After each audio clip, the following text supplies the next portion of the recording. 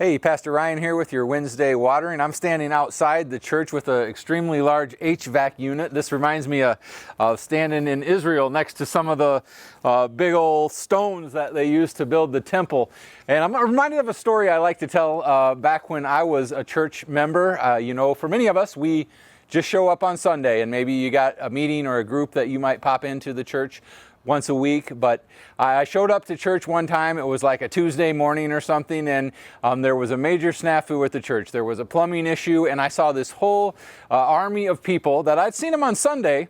But at this point in time, I realized that whole body of Christ thing was really coming evident as these people dug in and fixed the issue of plumbing.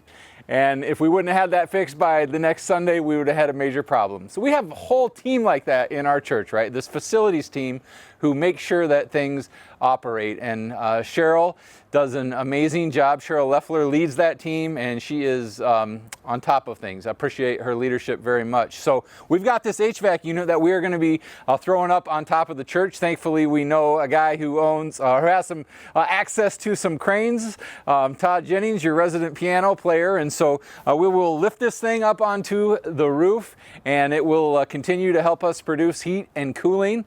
I think the price tag for something like this was close to like $30,000, maybe slightly under that. And we've got like 3 of these, and they all came into operation when we put this unit, this education wing on in 2003, the Cornerstone says. They're all going to eventually need replacing. And this is a lot of the kind of stuff that happens in the church without anybody knowing about it, right? You come on Sunday, you don't see this team of people who make this sort of thing happen. We appreciate the building, but we often don't think about the expense and the cost that it takes to keep this going. And all these units will need replaced in due time. This one that we'll be replacing had a part that went out that we couldn't continue to fix. And so here we are. We'll be lifting this unit onto the building. I think we're going to do it right after the Bay Shore camp. So I just want to say thank you to that team that takes care of this church, those unsung heroes that we often don't see doing the work of the church. So many of you, thank you.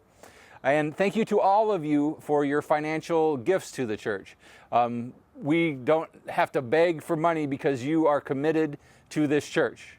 And so we can do things like this on a regular basis because people are financially committed to the mission and vision of the church. And this just happens to be one little small part of it. So thank you. We love you, and we'll see you on Sunday.